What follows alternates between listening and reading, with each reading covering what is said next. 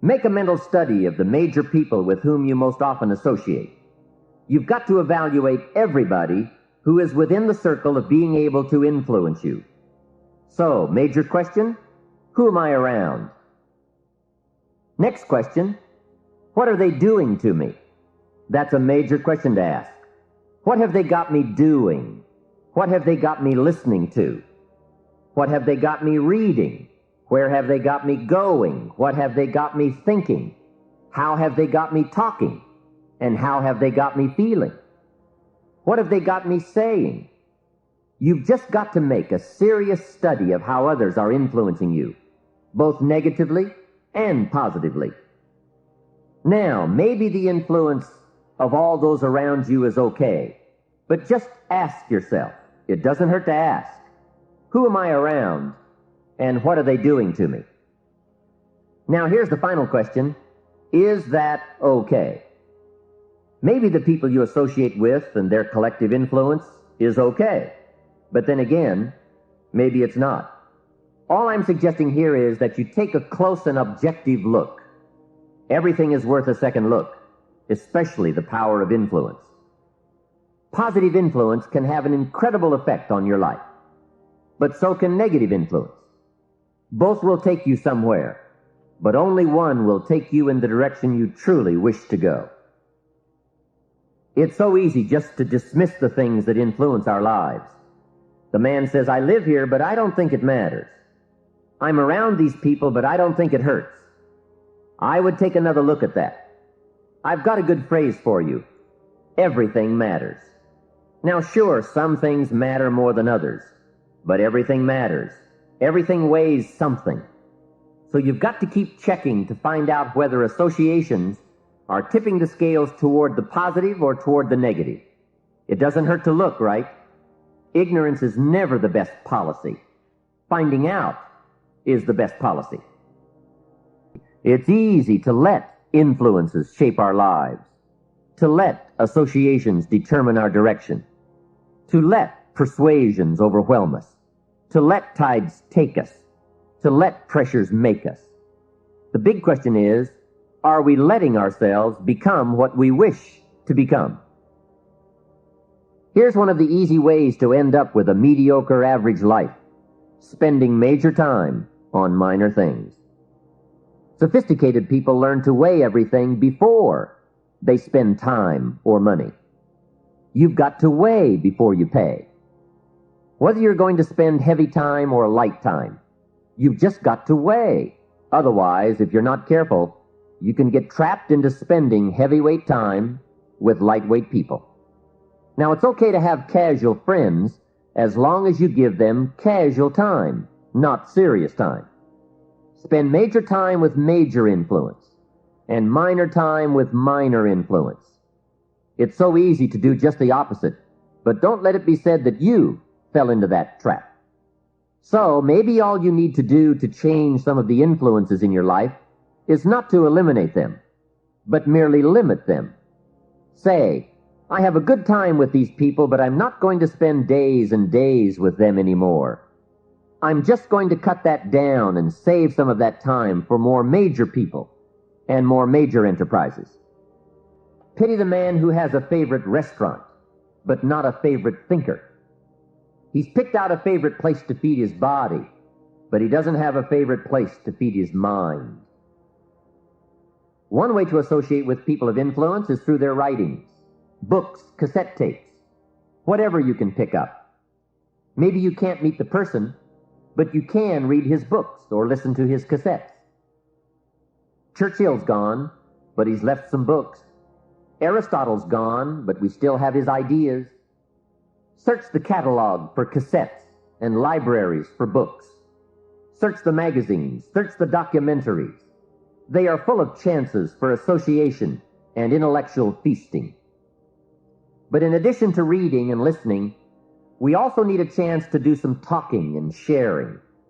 I have some people in my life with whom I spend time on a regular basis, who help me with important life questions, who help me refine my own philosophy, weigh values, and ponder questions about success and lifestyle. One of the great good fortunes of my life was being around Mr. Shoaff those 5 years.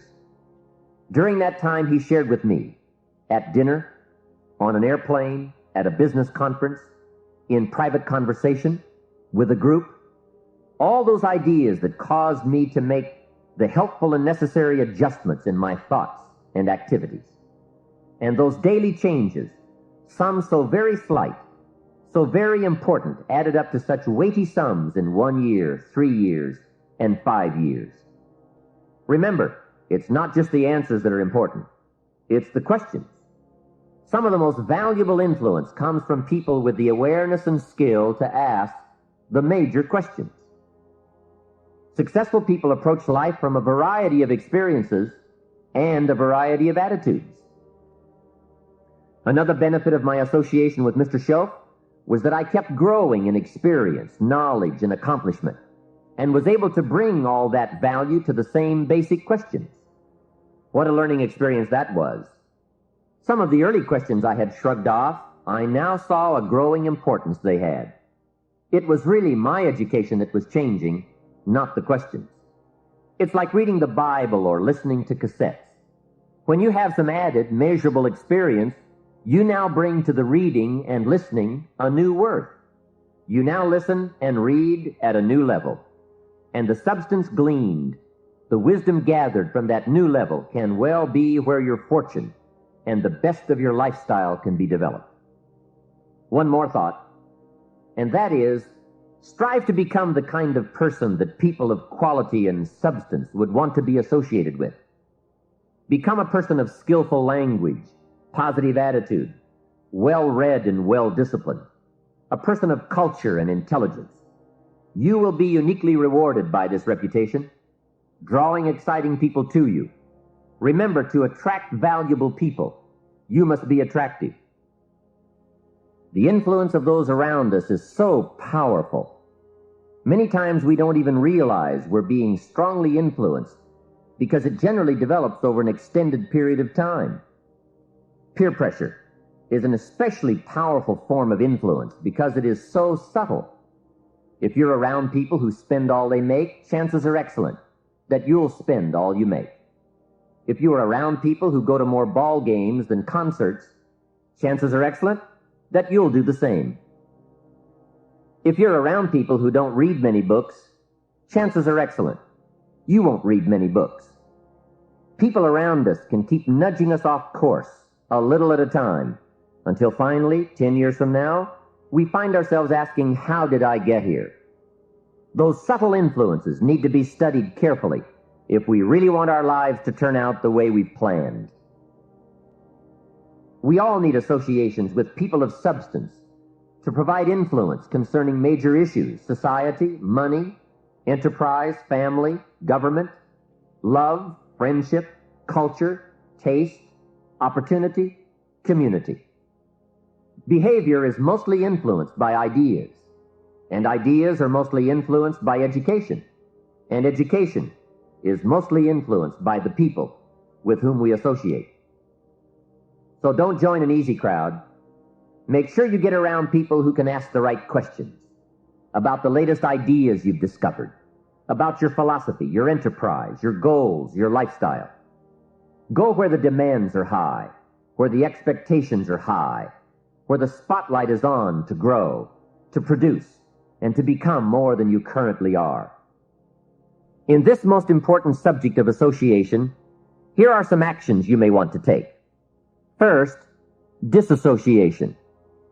You may, after a study of those 3 questions, who am I around, what are they doing to me, and is that okay, you may come to the serious conclusion that there are some people you just have to break away from. I'm not saying that it's an easy step to take, and it's not to be taken lightly. However, I am saying it may be an essential task. You may just have to make that hard choice not to let certain negative influences affect you anymore. Remember, it could be a choice that saves the quality of your life.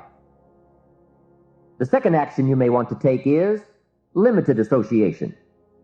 It could well be that you are spending too much time in a certain area of your life with a certain group of people. It's easy to put time and effort in the wrong place. The guy spends 3 hours at the ball game and 30 minutes listening to the sermon. See, that's called out of balance. 30 minutes for spirituality, 3 hours for entertainment. That doesn't weigh well 5 years from now, 10 years from now, when you take a look at the sum total of your values in your life. Of course, you must be the judge. You must determine whether the situation and the people call for disassociation or limited association. But remember, if it isn't taking you where you want to be 5 years from now, 10 years from now, now is the time to fix it. The third process is the one I most strongly suggest you begin, and that is called expanded association. That is, spending more time with the right people, people of substance and culture, people who understand philosophy and discipline, people of accomplishment and character. Many years ago, Mr. Shelf said to me, "Mr. Rohn, if you truly wish to be successful, you've got to get around the right people." Then he said, "It looks like in your present circumstances, you're going to have to plot and scheme." And that was true. I had to plot and scheme to get around the right people. Whatever you have to do it. Keep asking the question, who can I get around? Who could I spend some time with who would have a positive influence on my life? I played every trick in the book I could think of to get around the right people, but it was worth it. Now here's the surprise. It is possible for a modest investment to get around major people.